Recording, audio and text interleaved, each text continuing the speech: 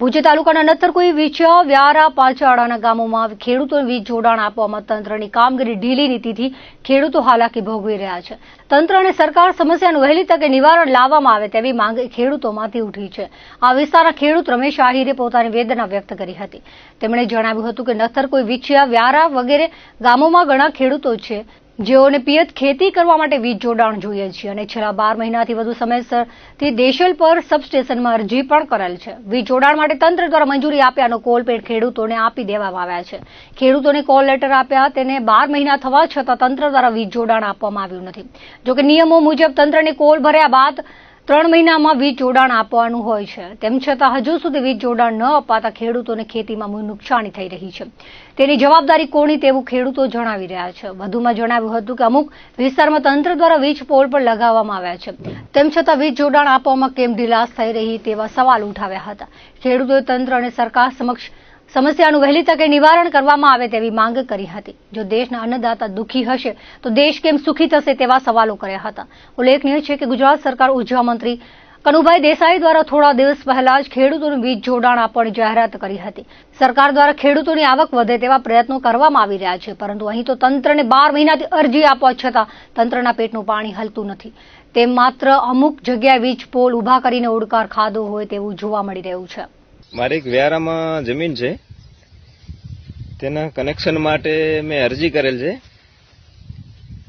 2024માં, 10મા મહિનામાં 2024માં.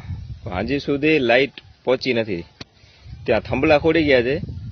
લાઇટનો નિયમ છે કે 3 મહિના સુધી તમારી અરજી મંજૂર થઈ જાય, 3 મહિના સુધી લાઇટ પહોંચી આવે.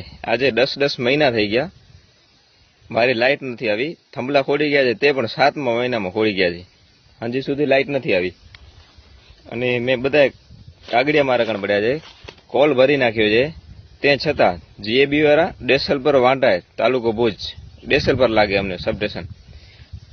એ કોઈ સરકારી કર્મચારી, જીએબી વાળા કોઈ ધ્યાન નથી દેતા, કોઈ દાદ નથી દેતા.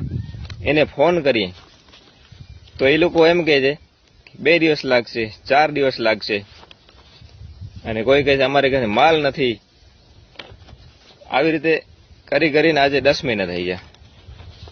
મારો સરકારને નમ્ર વિનંતી છે કે જલ્દી કનેક્શન આવી જાય, મારો 4 દિવસમાં કનેક્શન આવી જાય એવો કંઈક સરકારને વિનંતી. એક ખેડૂતને આટલી તકલીફ પડતી હોય તો બીજા આવા ઘણા ખેડૂત છે, કોઈનું કામ જ નથી થયું.